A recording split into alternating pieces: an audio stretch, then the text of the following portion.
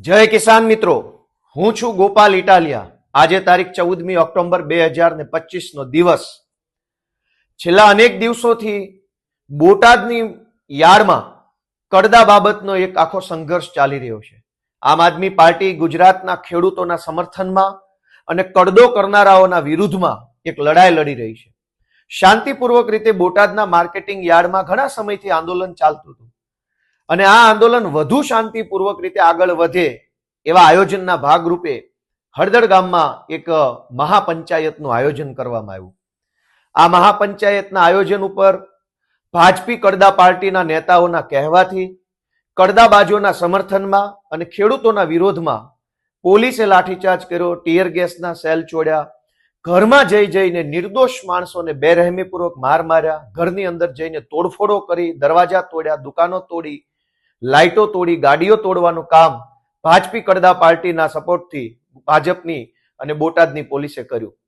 દોસ્તો, આજે સવારે મેં ગુજરાતના મંત્રી ઋષિકેશભાઈનું નિવેદન સાંભળ્યું. એમણે એમ કીધું કે આ ષડયંત્ર છે, આ એક કાવતરું છે. ગુજરાતના લોકોને ચેતવવામાં આવે છે કે આમાં ફસાતા નહીં. મંત્રીશ્રીએ એવું પણ કીધું કે આ જે સભા થઈ એમાં સ્થાનિક કોઈ માણસ નહોતો. મારું ભાજપી કડદા પાર્ટીના માનની મંત્રીશ્રીને પૂછવાનું છે કે જો કોઈ સ્થાનિક માણસ ત્યાં સભામાં ન હતું તો તમારી ભાજપી કડદા પાર્ટીની પોલીસે ઘરમાં જઈને નિર્દોષ માણસોને બેરહેમીપૂર્વક શા માટે માર્યા? જ્યારે મંત્રી જાહેરમાં એવું બોલે છે, કડદા પાર્ટીના મંત્રી, કે કોઈ સ્થાનિક માણસ હતો જ નહીં ત્યાં, તો પછી તમારી પોલીસને નથી ખબર કે સ્થાનિક માણસ નતો? તમને ખબર છે કે સ્થાનિક નતું કોઈ, તો તમારી પોલીસે સ્થાનિક માણસોને માર શા માટે માર્યો? જગ જાહેર વિડીયોમાં દેખાય છે કે પોલીસે ઘરમાં જઈને દરવાજા તોડીને, પાટા મારીને દરવાજા તોડી નાખ્યા, ઘરના ટીવી તોડી નાખ્યા, ફ્રીજ તોડી નાખ્યા, લેમ્પ તોડી નાખ્યા, માણસોને માર્યા. અને સ્થાનિકોને શા માટે માર્યા?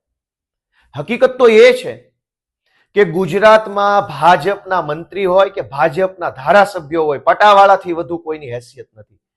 હું 50 વખત જાહેરમાં નિવેદન આપી ચૂક્યો છું કે ભાજપના મંત્રી અને ધારાસભ્યોની લાયકાત માત્ર એક પટાવાળા જેવી રહેવા દીધી છે ભાજપે.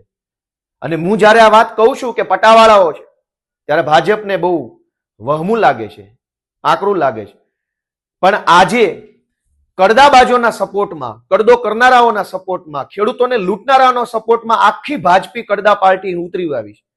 ટીવીમાં, સોશિયલ મીડિયામાં, બધી જ જગ્યાએ ભાજપી કડદા પાર્ટીના બધા જ નેતાઓ લાગી પડ્યા છે આમ આદમી પાર્ટીના વિરોધમાં અને હળદરની ઘટનાના